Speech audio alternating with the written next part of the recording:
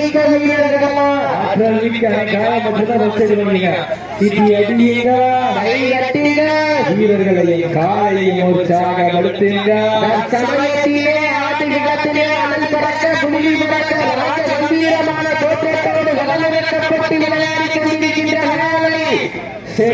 கோட்டி தாமரை செல்வி அணை மச்சாலே உட்காரு, மற்றாலே கீழே உட்காந்துக்கணே. காயப்பட்டிருந்தா பஸ் ஏறி பண்ணிக்கங்க. அன்னை சப்ஸ்டியூட் இறங்குறாங்க, கையை தூக்கிட்டு இறங்குங்க. தற்சமயத்திலே கடைசி 4 நிமிடம், தற்சமயத்திலே ஆடுகளத்திலே ராஜ கம்பீரமான தோற்றத்தோடு களமிறக்கப்பட்டு விளையாடி கொண்டிருக்கின்ற காலை கோட்டி தாமரை செல்வி அவரது காலை மிக துடிப்புடன் நலம் வந்து கொண்டிருக்கின்றது.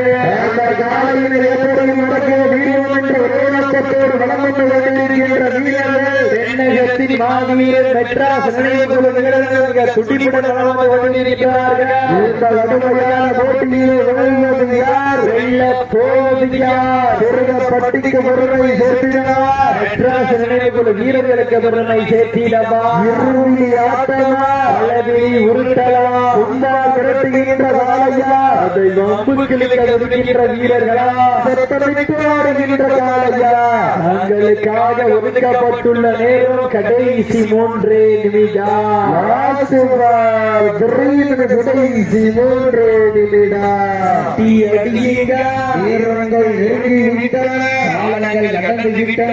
நாட்டினுடைய உரிமையாளருக்கு பெருமை சேர்த்திடவா, வீரர்களுக்கு பெருமை சேர்த்திடவா?